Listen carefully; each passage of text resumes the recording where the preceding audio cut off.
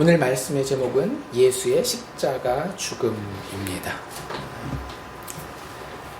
우리 예배 시작할 때도 말씀드린 것처럼 오늘은 많은 교회들이 종려주일로 지키게 됩니다. 그래서 예수님이 예루살렘에 들어갈 때 많은 이들이 종려나무 가지를 들고 예수님을 호산나 하면서 찬양하고 환영했던 그런 일을 기념하는 것이고요.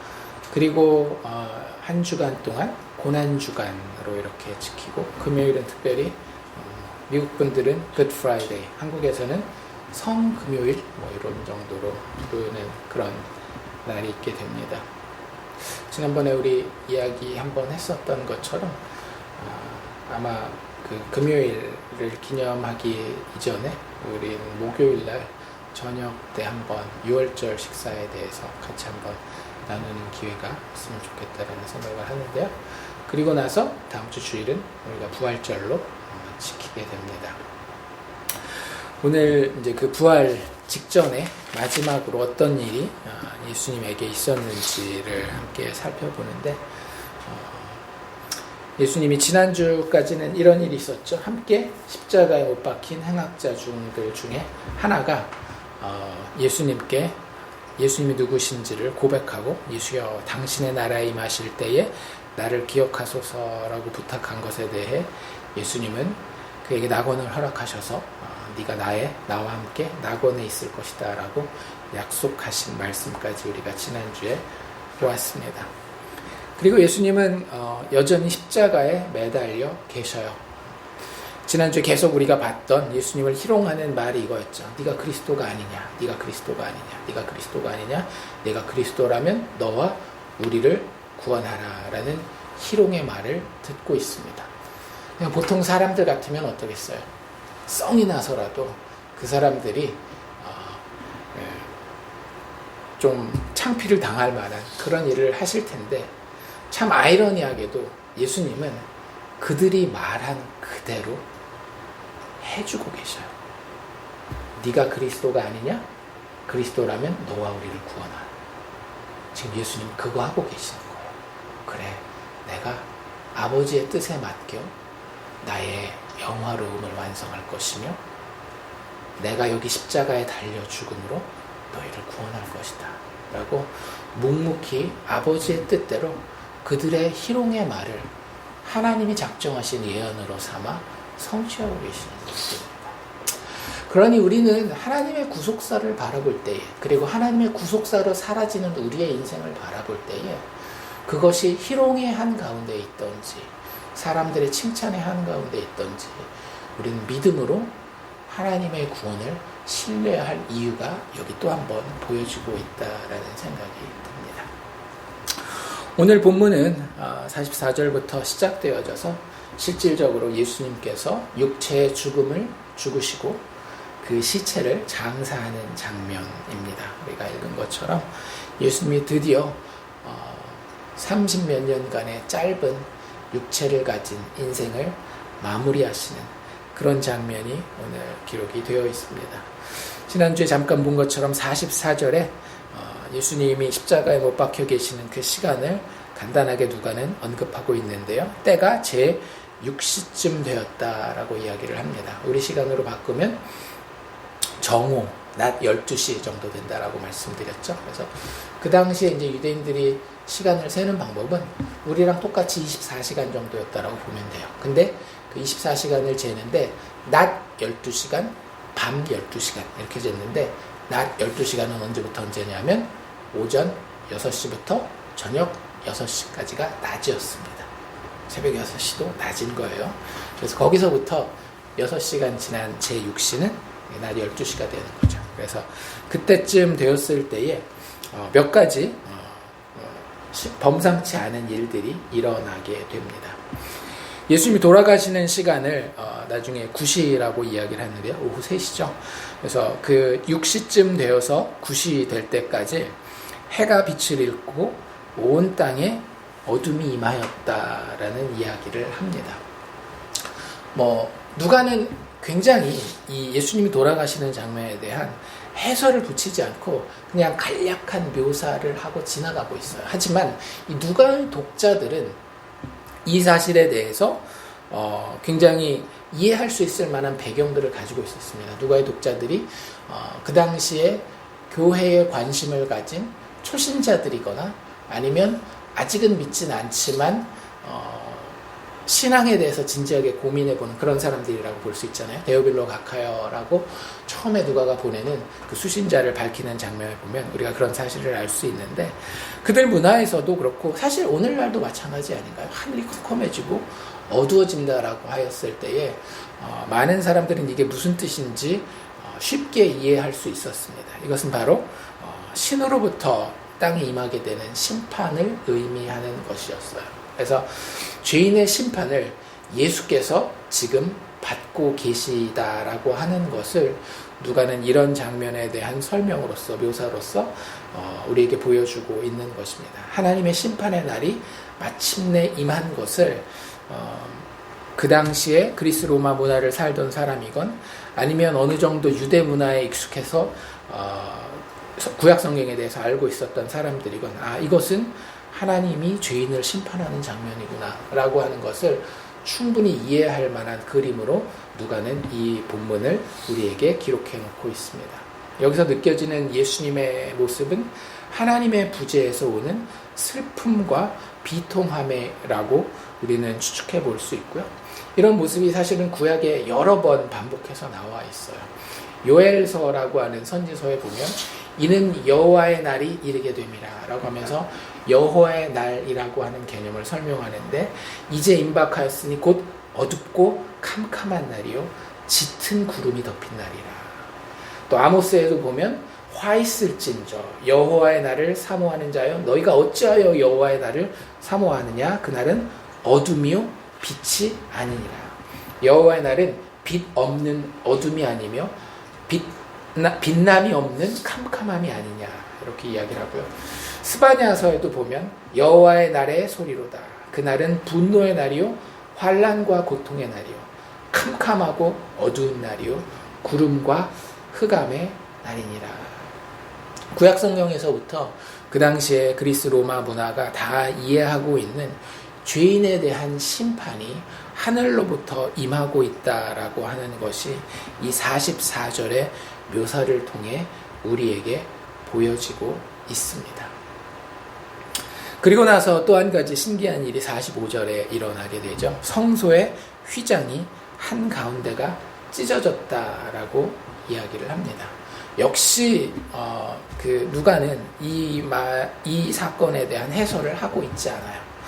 하지만 우리가 신약 성경의 다른 부분들을 통해서, 그리고 구약에서부터 계속 이어져 온 여러 가지 일들을, 그리고 이후에 일어날 예루살렘의 멸망을 통해서 이것이 무엇인지 우리는 알고 있습니다. 성소의 휘장 한가운데가 찢어졌다라고 하는 것은 이제는 그림자로서의 성전 제사가 끝날 것을 이야기를 하는 거예요. 사람들이 성전에 나오는 이유는 무엇이었습니까? 하나님을 만나기 위함이었어요. 그런데 하나님을 만나는 것은 너무나도 힘들고 두렵고 어려운 것이었죠.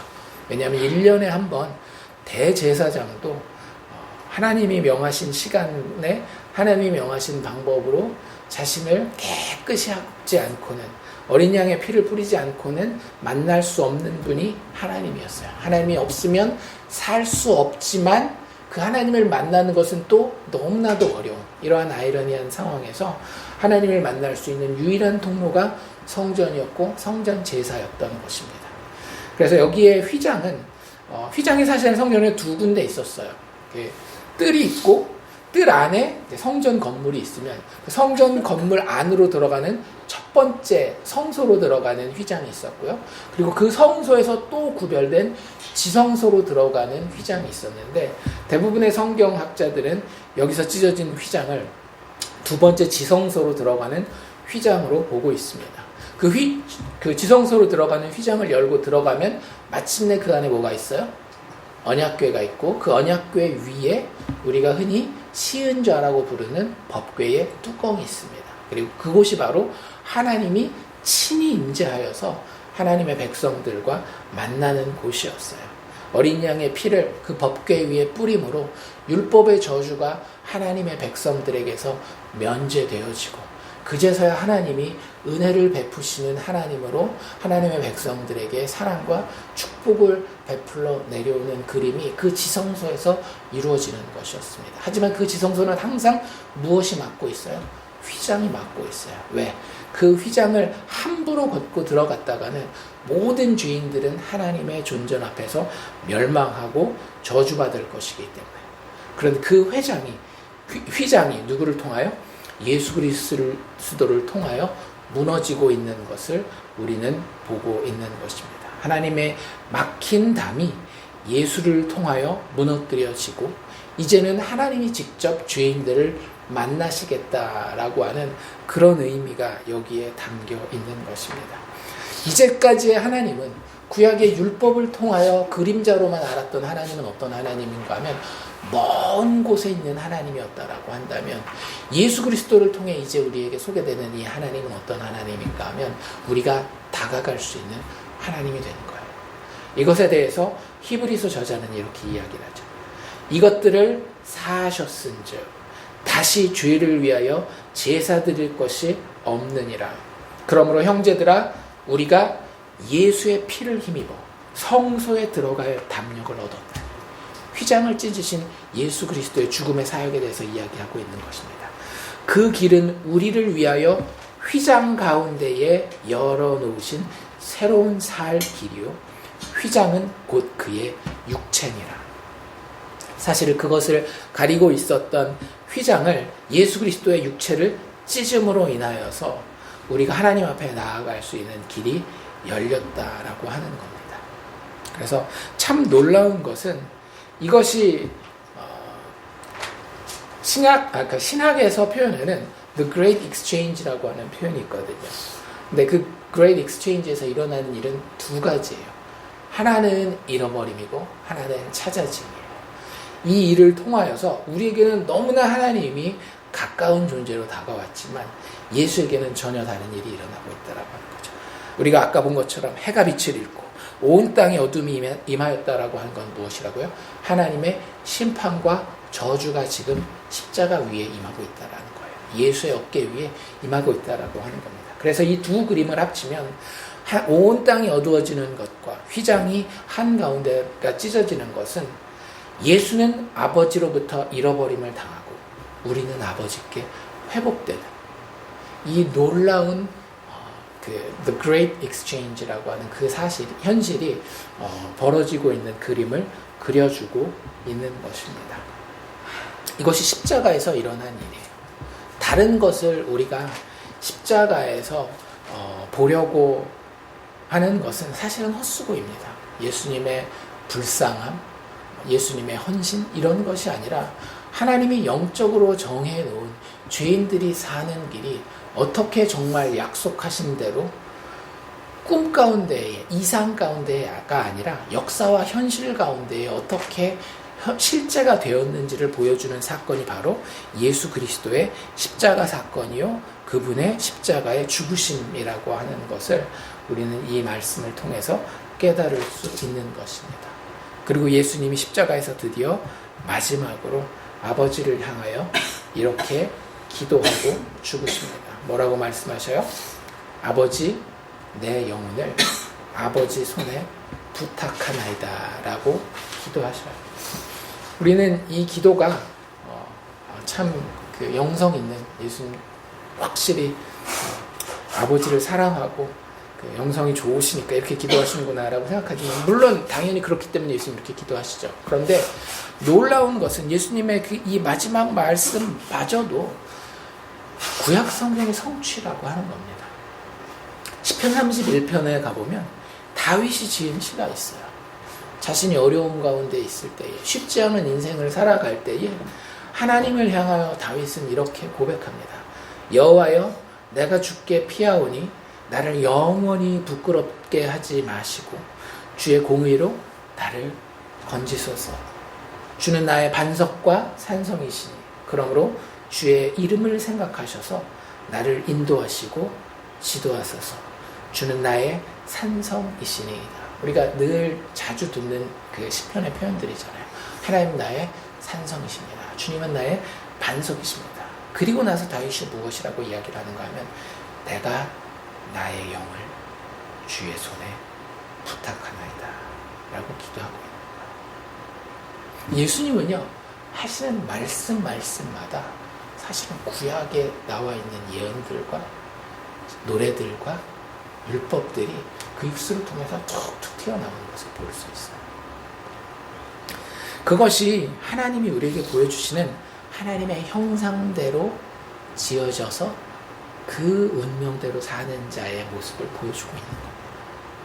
그래서 우리의 믿음의 사람의 모습도 사실은 이 모습을 닮아야 하는 것입니다. 물론 예수님이 우리의 구원자이기도 하지만 예수님이 하나님의 백성들이 어떤 모습일지를 그대로 보여주시기도 하는 거거든요.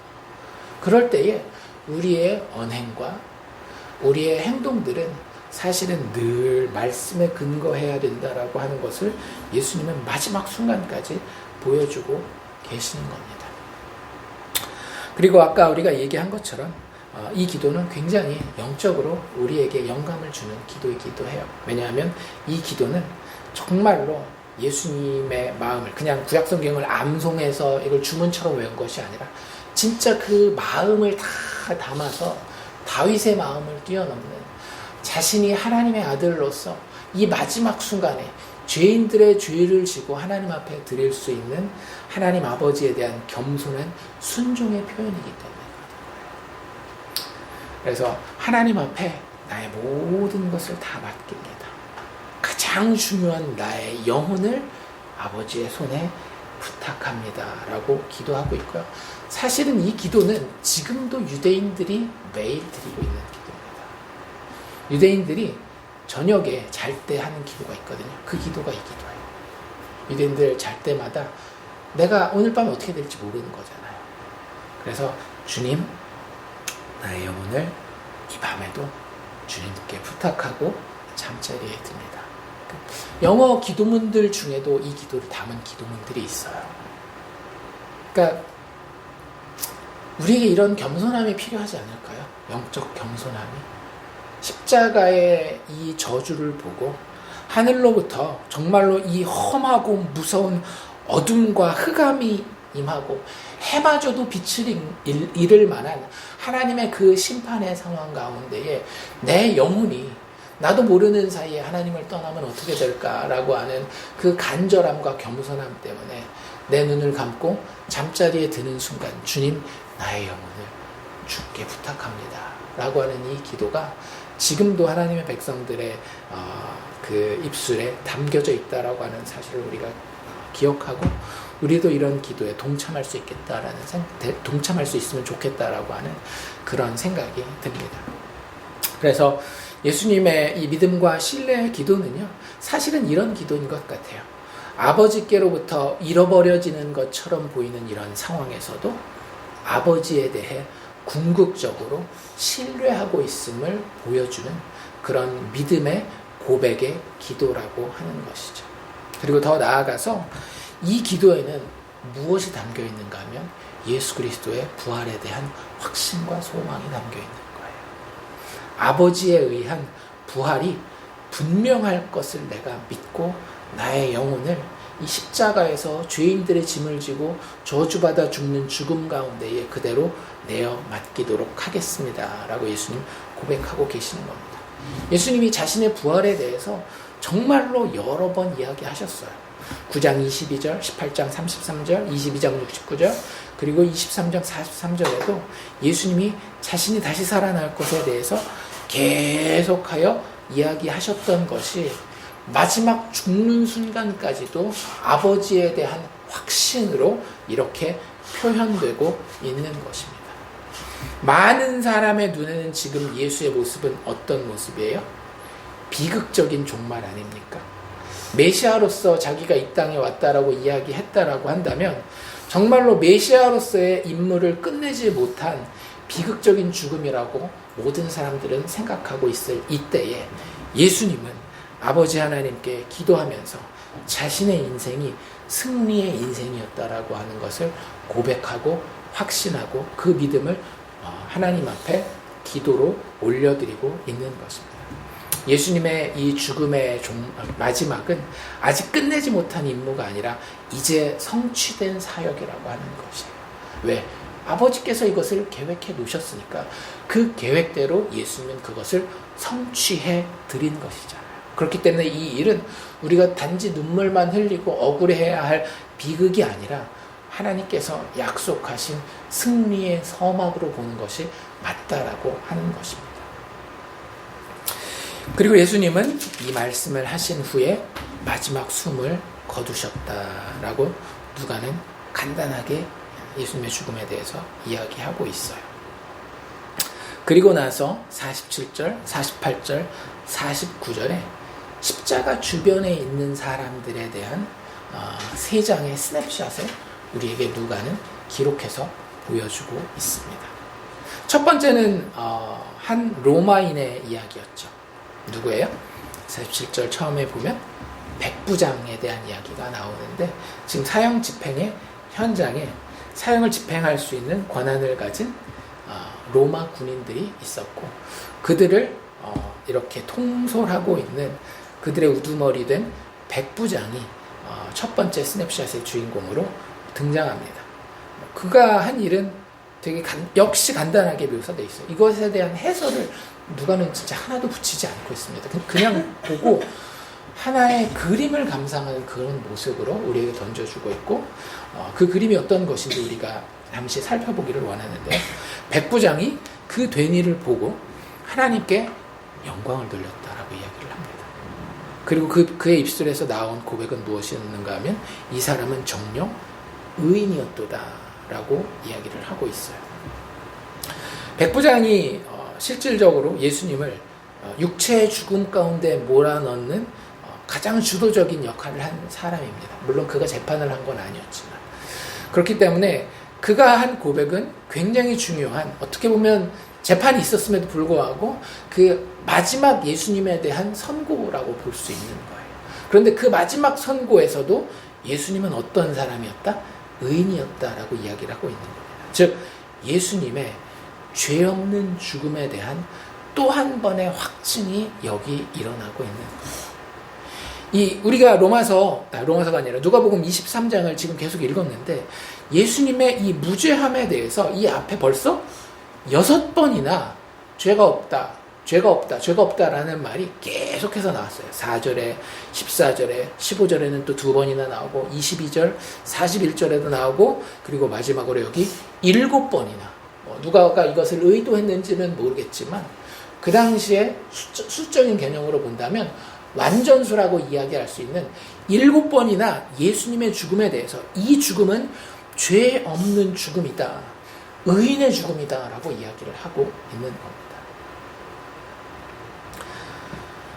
여기서 우리가 깨달을 수 있는 것은 무엇인가 하면 이 죄 없는 의인의 죽음 때문에 예수의 십자가 아래서 첫 번째로 하나님 앞에 한 영혼이 돌아오는 것을 볼 수 있다고 하는 거죠.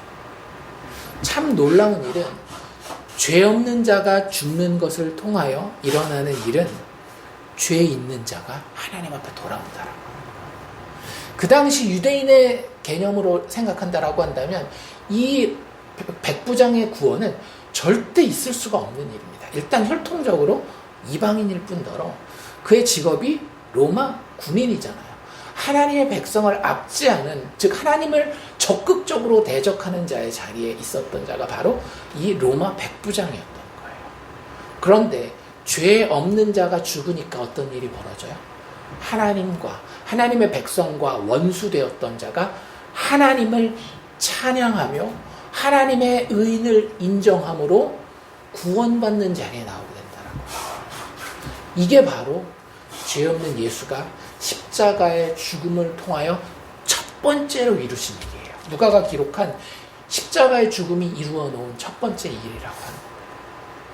여러분들, 예수의 십자가는 우리 삶에도 그 일을 처음으로 이루어야 됩니다.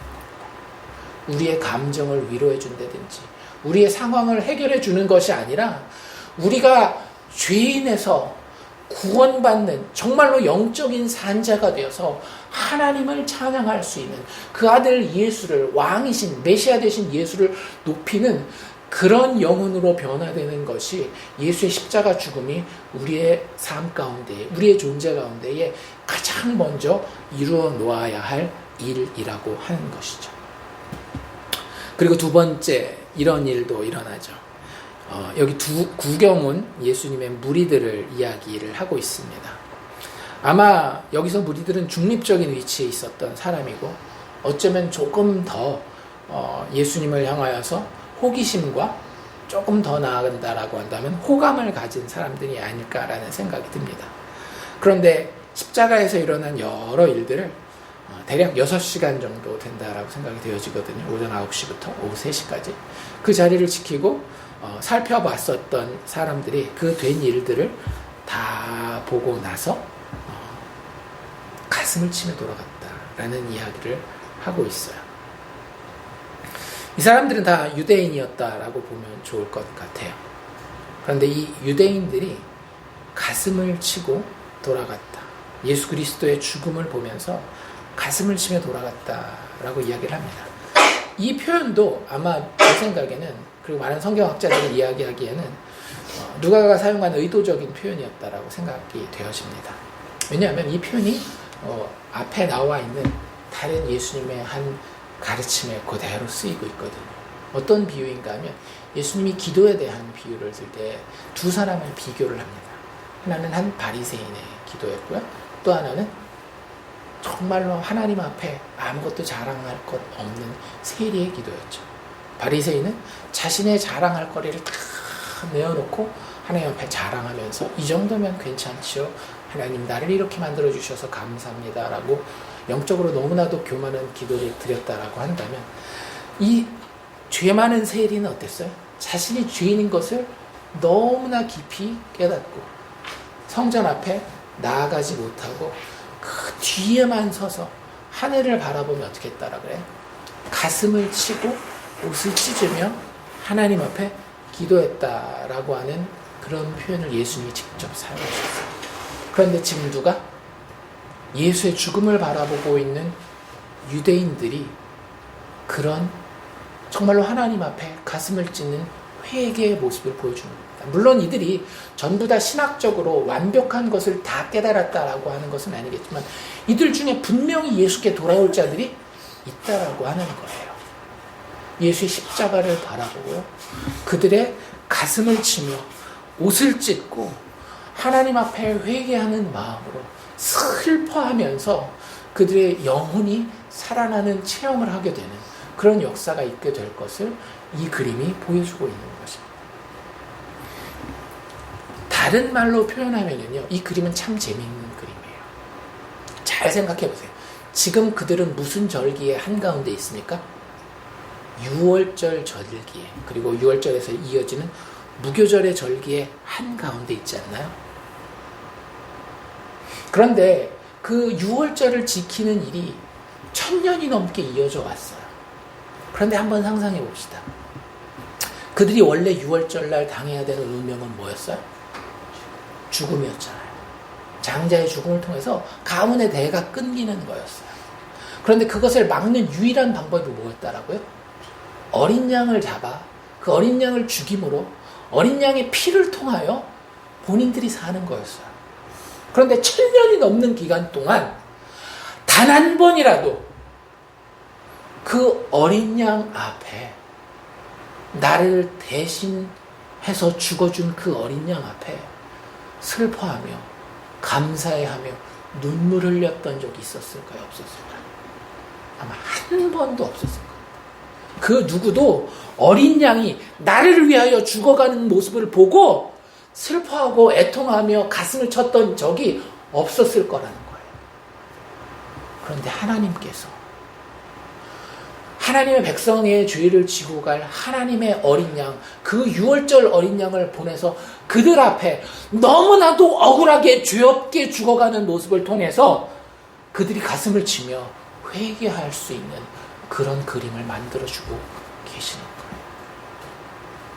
여러분들, 죄인의 구원은 여기서 시작됩니다.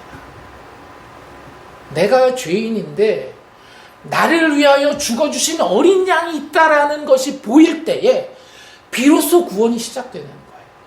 그 십자가의 죽음이 내가 죽어야 되는 너무나도 죄 없는 의로운 어린 양의 죽음이라는 것이 내 안에 안타깝고 슬프게 느껴질 때에 비로소 죄인의 구원은 시작될 수 있다라고 하는 겁니다.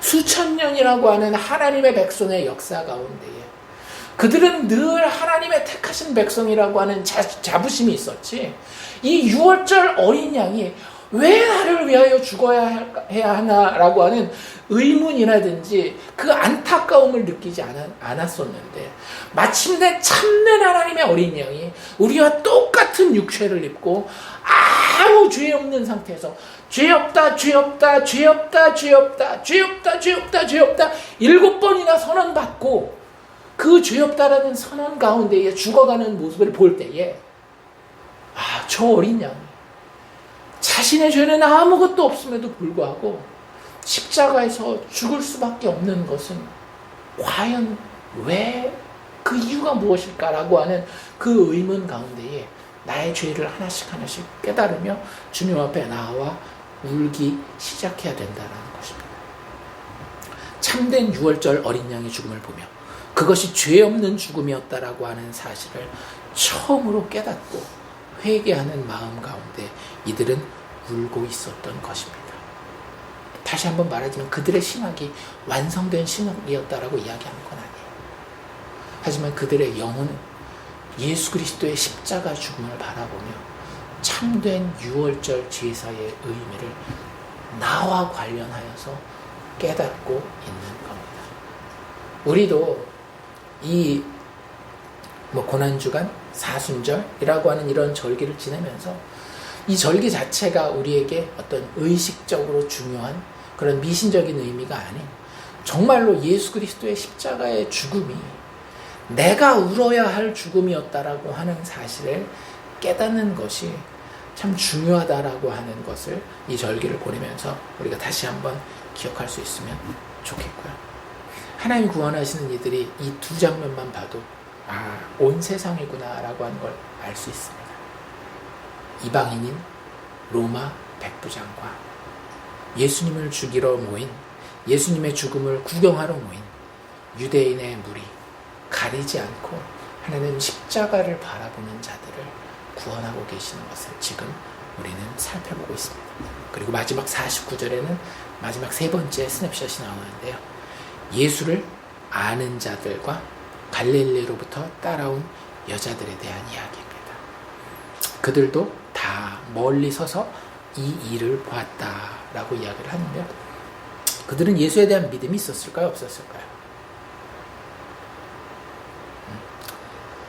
자랑할 만큼은 아니겠지만 대부분의 사람들은, 여기 와 있는 이 사람들, 예수를 아는 자들은 누구를 이야기를 하는가 하면 예수님의 제자들을 이야기를 합니다. 보통 이제 12제자, 지금 이제 11제자겠죠. 그 11제자보다 조금 더 넓은 의미에서의 예수님이 가시는 곳마다 따라다니는 그러한 예수님의 제자로서의 무리들인데, 예루살렘까지 올 정도면 나름대로 그 중에서도 열성 있는 무리라고 보시면 될 텐데, 그 예수님의 제자들과 갈릴리로부터 따라온 여자들, 예수님이 사역할 때마다 그 자리를 지키고 예수님과 그 사역을 공부했던 자들인데, 믿음이 부족할지는 모르겠지만 이들은 믿음의 사람들이었다라고 보는 것이 맞을 것 같아요. 그런데 그들이 멀찍이 서서 이 일들을 다 바라보는 그런 그림을 누가는 그려주고 있습니다. 여기서 우리가 바라보는 이들의 그림은요, 이런 그림이 아닐까라는 생각이 들어요.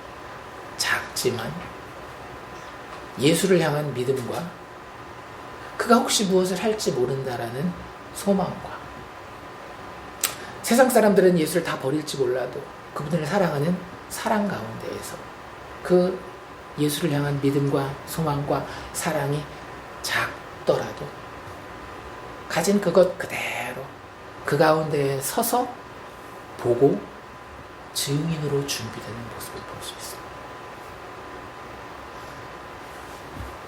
우리가 세상 가운데에, 그리고 서로 믿음의 사람들 가운데에 증인이 될 거예요. 예수 믿으면 그 증인됨에서 벗어날 수가 없어요. 그건 하나님이 약속하시고 예언하신 것이기 때문에. 그런데 그 증인됨이 어디서 시작되는지 잘 보세요.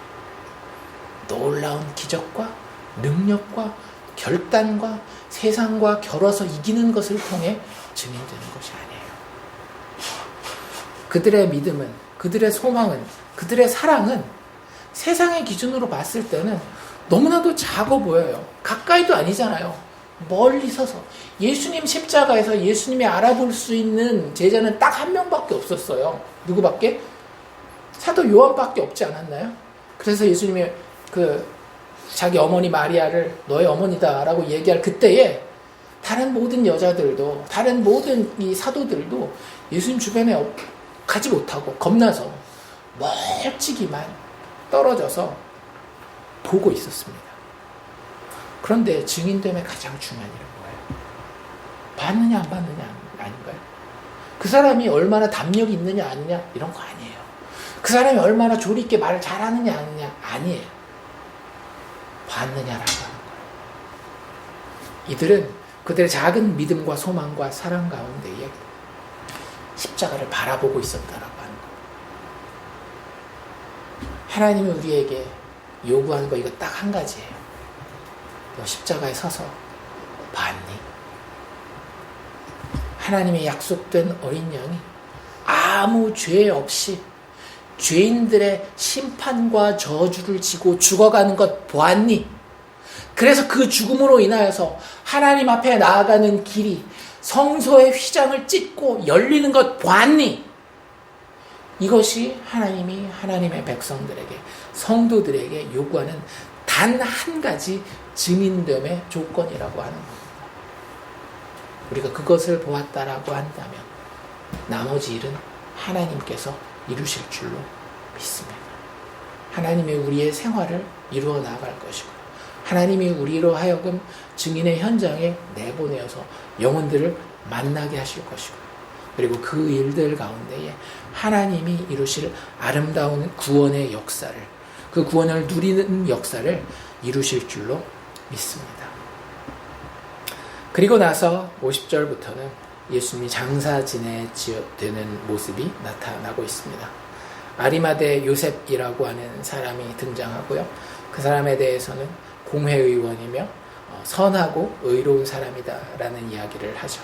그리고 한 가지 덧붙이면 51절에 그들의 결의와 행사에 찬성하지 아니하였다라고 이야기를 합니다. 그래서 많은 그 중세와 심지어는 종교개혁 초기까지 엔타이세미티즘이라고 해서 반유대주의라고 하는, 그래서 2차 세계대전 때는 굉장히 참 비참한 인류 역사의 한 장면인데, 아우슈비츠라든지 이런 것들을 통해서 유대인을 학살하는 일이 단지 히틀러에게만 있었던 것이 아니라 교회의 이름으로 많이 행해졌었고, 그 근거들이 여기 등장하고 있는데, 예수님을 죽인 건 누굽니까? 유대인들이죠. 그 당시에 유대인들. 그런데 유대인들만 예수님을 죽인 것은 아니었어요. 그리고 왜냐하면 여기 로마인들도 이방인들도 같이 예수님 죽이는 것에 동참하잖아요. 그리고 모든 유대인이 예수님 죽이는 것에 찬성한 것도 아니었습니다. 예수님을 죽인 것은 유대인들이 맞지만 모든 유대인들이 예수를 죽였다라고 이야기하는 것은 너무 잘못된 성경 읽기라고 하는 것이죠. 그래서 여기 보면 이 아리마대 요셉은 그 결의와 행사에 찬성하지 않은 자다라고 이야기를 하고 있고요. 사실 우리가 알고 있는 모든 초대교회 성도들은 유대인들이었고, 초대교회 복음의 전파자들도 다 유대인들이었고, 이런 것들을 생각한다라고 한다면 반유대주의로 나가는 것은 성경을 정말로 잘못 읽는 그런 모습일 수 있다라고 하는 사실을 기억하면 좋을 것 같고요. 어쨌든 이 아리마대 요셉이 한 일은 너무나도 귀중한 일이었죠. 하나님의 나라를 기다리는 자였고, 예수님을 향해서 뭐라 그래야 될까? 숨겨진 사랑을 가진 사람이었던 것 같아요. 왜냐하면 요한복음에 조금 더 자세히 나와 있는데 보면 자기가 예수님의 제자라는 것을 숨기고 이렇게 예수님에 대한 사모하는 마음을 가졌었던 그런 자로 이렇게 안내가 되어 있는데, 어쨌든 진짜 작은 믿음이지만 그도 역시 십자가 죽음의 증인으로서 하나님의 나라를 기다리며 부활을 바라본 것 같지는 않아요. 아직 여기서는. 그럼에도 불구하고 그 작은 믿음과 소망과 사랑 가운데, 예수를 향한 그 작은 믿음 가운데에, 작은 소망 가운데에, 작은 사랑 가운데에 하나님 나라를 기다리는 태도로 빌라도에게 나아가서 예수의 시체를 달라고 요청을 합니다.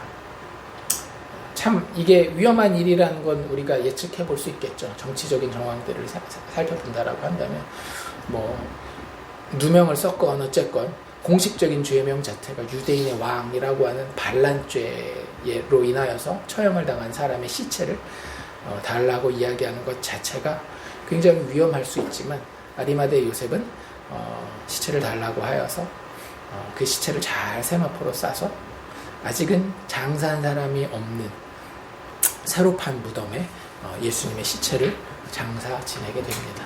그 당시 유대의 그 장례식 풍습은 동굴에다가 시체를 넣어놓고 그 시체가 썩을 때까지 환기를 잘 시켜서 다 썩으면 그 뼈를 모아서 뼈를 담는 유골함에다가 넣어서 집어넣고 그리고 이제 그걸 가족 묘처럼 써서 이렇게 여러 사람들이 대를 이어서 거기다가 장례를 지내는 그런 문화예요. 그런데 예수님의 장례는 조금 특별하게 그려지고 있죠. 그 이유가 뭘까 한번 생각해 보셨어요? 이게 뭐가 그렇게 중요하다라고. 새 무덤이 뭐가 중요하고 장사한 일이 없는 새로 판 무덤이라고 하는 이런 것들. 많은 사람들은 꼭 동굴을 파가지고 장사를 지내진 않았거든요. 왜냐하면 자연적으로 만들어진 그 동굴들도 있잖아요.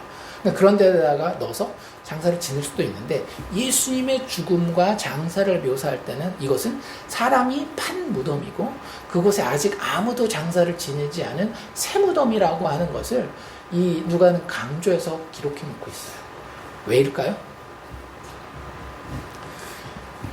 정말로 예수님이 죽었다라는 것이 확실하다라는 걸 보여주는 거예요. 증인들이 직접 확인한 장소가 바로 예수님의 무덤의 장소이다. 그리고 사람들이 확인하려고 한다라고 하면 예수님의 시체가 놓여진 위치가 여기 실수 없이 정확하게 너희들에게 지시되어질 수 있다라고 하는 걸 보여주는 거예요. 생각해 보세요. 만약에 그냥 일반 이미 파져 있는 무덤이었다라면 무슨 얘기를 할 수 있겠어요? 에이, 거기 뼈가 없는 게 항상 들짐승들도 왔다 갔다 하고, 그러니까 거기 뼈가 있다가 없어질 수도 있지, 이런 얘기도 할 수 있고. 아니, 이게 만약에 다른 뼈들이랑 같이 붙였다라고 한다면 들어가서 야, 이 뼈가 예수의 뼈야 라고 이야기할 수 있잖아요. 그런데 이 무덤은 그 당시의 사람들에게, 공회의원일 정도면 얼마나 웬만한 사람들이 다 아는 사람들이었겠어요. 그 사람이 무덤을 새로 팠대.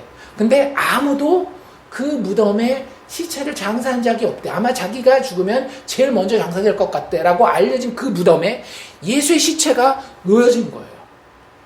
그래서 예수의 죽음을 반대하려고 하는 사람들은 어떻게만 하면 되는 거예요? 거기 가서 예수의 시체가, 그 뼈가 남아있다는 것을 보여주기만 하면 되는 거예요. 그런데 그 당대에 그 어떤 사람도 이 아리마대 사람 요셉의 무덤에 가면 시체도 없고 뼈도 없다라는 것을 볼 수 있는 상황이라고 하는 거죠. 아리마대 요셉이 책임지고 증언할 수 있는 내용이 여기 분명하게 있다라고 하는 거예요. 예수님은 죽으셨다라고 하는 거예요. 하나님이 약속하신 그 어린 양은 실질적으로 죽으셨다라고 하는 거예요. 이게 왜 중요해요? 죽어야 다시 사니까. 예수님의 부활을 위해서는 예수님의 죽음은 너무나도 중요한 전제 조건이라고 하는 것을 누가는 이렇게 그림을 그림으로써 잘 보여주고 있는 것입니다. 그리고 나서는 안식일이 거의 된 시점에서 예수님을 따라온, 갈릴리아에서부터 따라온 여자들이 그 무덤과 장사 지낸 것을 잘 확인을 해서 향품을 준비하여 안식일을 쉬는 그런 이야기로 이 누가복음 23장은 마무리가 됩니다. 다시 한번 이야기 드리지만 증인들이 직접 확인한 예수 그리스도의 무덤의 장소와 예수님의 시체의 위치는 너무나도 실수 없이 정확하다라고 하는 것을 누가는 자신의 책 23장 마지막에 기록해 놓고 있습니다. 왜요? 죽어야 다시 살기 때문에. 예수의 죽음이라고 하는 것에 대해 우리가 오늘 살펴봤는데요. 예수의 죽음은요, 인류 역사상 가장 중요하고 결정적인 장면입니다. 딕 루카스라고 하는 목사님은 인류 역사상 가장 중요한 날을 이틀로 꼽으면서 하루는 예수님이 죽으신 이날이요, 나머지 하루는 예수님이 다시 살아나신 날이다. 그 어떤 역사의 한 장면도 이 두 날과는 비교할 수 없을 정도로 이 날은 인류 역사에서 가장 중요하고 결정적인 장면이라고 이야기를 합니다. 다른 말로 표현한다라고 하면 이 예수 그리스도의 죽음의 사건은 인간 운명의 회전축이요 전환점이라고 하는 겁니다. 하나님께 나아갈 수 있는 길이 열렸기 때문에. 이 전까지는 그냥 막연하게 믿음으로만 하나님의 백성들이 하나님 앞에 우리가 나아갈 수 있지 않을까라고 기대하면서 여전히 두려움 가운데 떨어야 했다라고 한다면, 히브리서 저자의 말대로 이제는 우리가 예수의 휘장을 열어놓으신 것을 통하여 하나님 앞에 그 성소에 들어갈 담력을 얻게 된 날이 바로 이날이라고 하는 것입니다. 로마서 5장 6절에서 8절에도 이렇게 이야기하고 있죠. 우리가 아직 연약한 때에 기약대로 그리스도께서 경건하지 않은 자를 위하여 죽으셨도다. 의인을 위하여 죽는 자가 쉽지 않고 선인을 위하여 용감히 죽는 자가 있거니와. 우리가 아직 무엇 되었을 때에? 죄인 되었을 때에. 예수를 희롱하는 그 자리에서, 그 죄인들을 위해서 우리가 아직 죄인 되었을 때에 그리스도께서 우리를 위하여 죽으심으로 하나님께서 우리에 대한 자기의 사랑을 확증하셨느니라.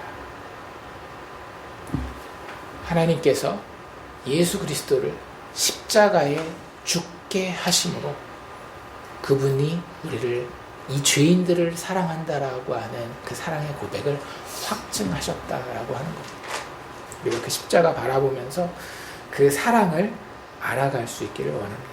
그 사랑 가운데에 소망할 수 있기를 원합니다.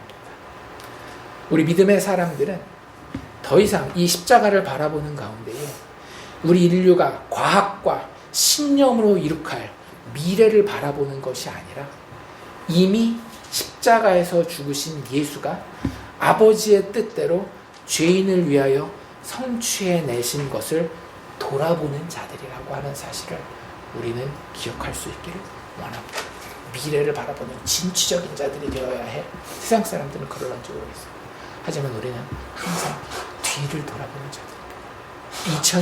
2000년 전에 있었던 예수 그리스도의 십자가를 바라보고 그분이 지금 계시는 위를 바라보며 그분이 다시 오실 날을 앙망하고 그분 안에 우리의 믿음을 고백하고 그분의 사랑을 깨닫는 가운데에 그 사랑을 되돌려 고백하는 우리들이 다 될 수 있기를 주의 이름으로 축원합니다.